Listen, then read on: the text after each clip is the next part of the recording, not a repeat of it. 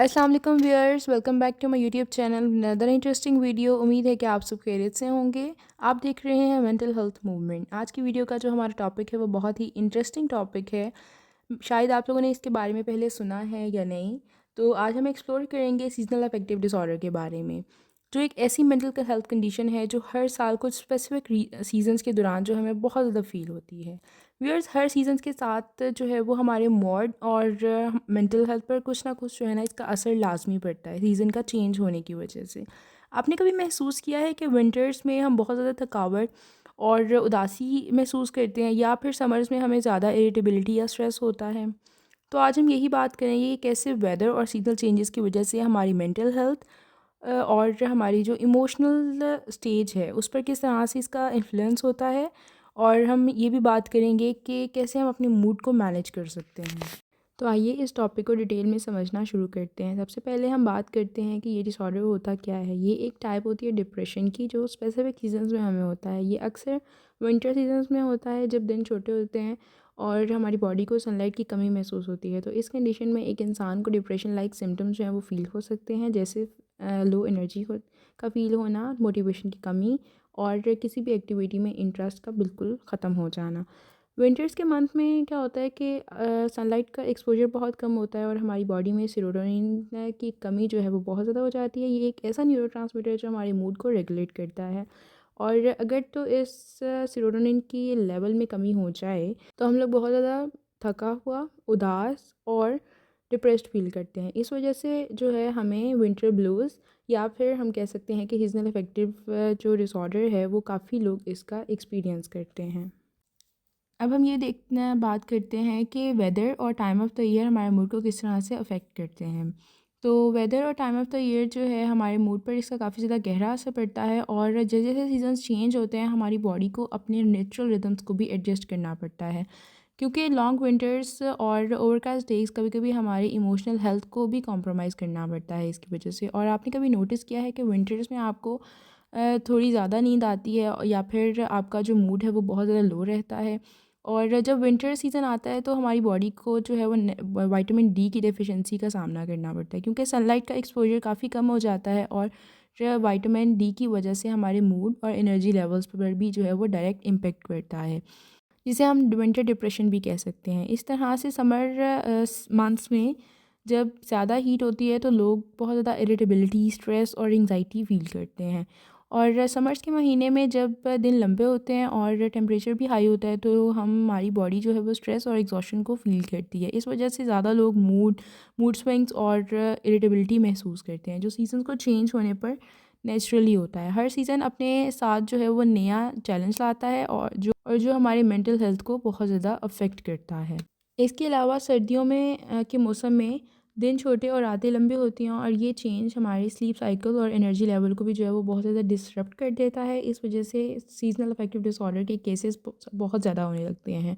और सिम्टम्स में ज़्यादा सोना, कंफर्ट फूड लेना जैसे कि स्पेशली शुगरी, या फिर कह सकते हैं कि कार्बोहाइड्रेट रिच फूड्स लेना, और कुछ विड्रॉल सिम्टम्स भी जो आना बहुत ज़्यादा कॉमन है, क्योंकि आउटडोर एक्टिविटीज़ जो है वो बहुत ज़्यादा कम हो जाती हैं सर्दियों में।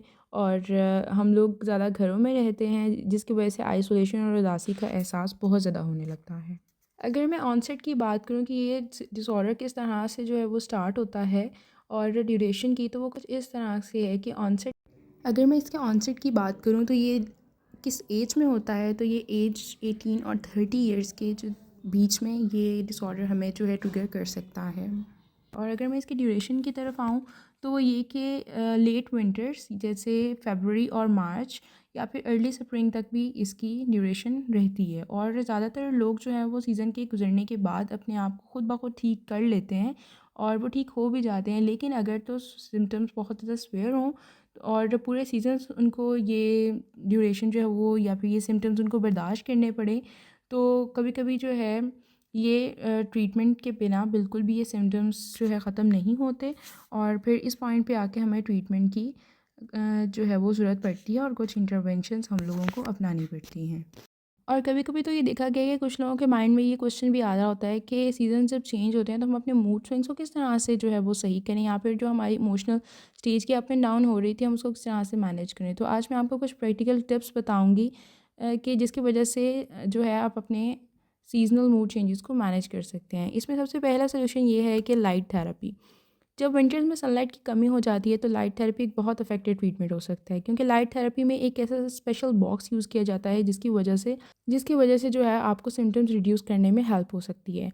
और जो लाइट सनलाइट जैसे आर्टिफिशियल जो लाइट होती है वो प्रोवाइड करता है, और ये आपकी बॉडी के इंटरनल क्लॉक को जो है वो रीसेट करता है, और हर सीरोटोनिन लेवल को जो है नेचुरली ये बूस्ट अप करता है। लाइट थेरेपी के यूज़ से आपके मूड में भी जो है वो ज़्यादा अच्छे चेंजेस पाए जाते हैं और सिम्टम्स भी रिड्यूस हो जाते हैं। इसके बाद नेक्स्ट टिप ये है फिज़िकल एक्टिविटी। चाहे वेदर कैसा भी हो, फिज़िकल एक्टिविटी जो है आपके इमोशनल हेल्थ के लिए बहुत ज़्यादा ज़रूरी है। एक्सरसाइज से इंडोर्फिन्स रिलीज़ हो जाते हैं, और जो नेचुरल मूड लिफ्टर्स भी जिसे कहा जाता है। और रेगुलर एक्सरसाइज से आप अपने स्ट्रेस लेवल को भी मैनेज कर सकते हैं और अपने मूड को भी इम्प्रूव कर सकते हैं। विंटर्स में क्या होता है कि थोड़ी थोड़ी ठंडी हवा चल रही होती है, बाहर वेदर बहुत ज़्यादा ठंड होती है बाहर, जिसकी वजह से हम लोग आउटडोर एक्टिविटीज़ को जो है वो परफॉर्म नहीं कर पाते।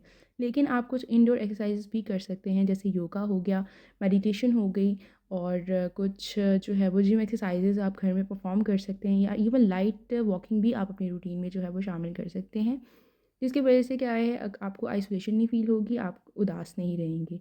और समर में कुछ आउटडोर एक्टिविटीज़ जो है वो हमें परफॉर्म करनी चाहिए, जैसे स्विमिंग या फिर साइकिलिंग भी आपको अपनी रूटीन में शामिल करनी चाहिए, जिसकी वजह से आप एक्टिव और ओवर जो है वो एनर्जाइज्ड होते हैं।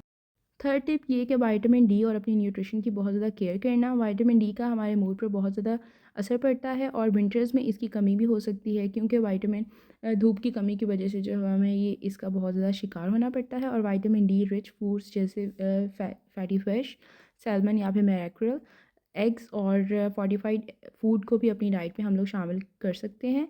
अगर तो आपको लग रहा है कि आपको विटामिन डी की डेफिशिएंसी हो सकती है, तो आप अपने डॉक्टर से जो है वो मशवरा करके विटामिन डी सप्लीमेंट्स भी ले सकते हैं, और जिसकी वजह से ये आपके मूड को भी स्टेबलाइज करेगा और आपको हेल्दी रहने में भी मदद देंगे।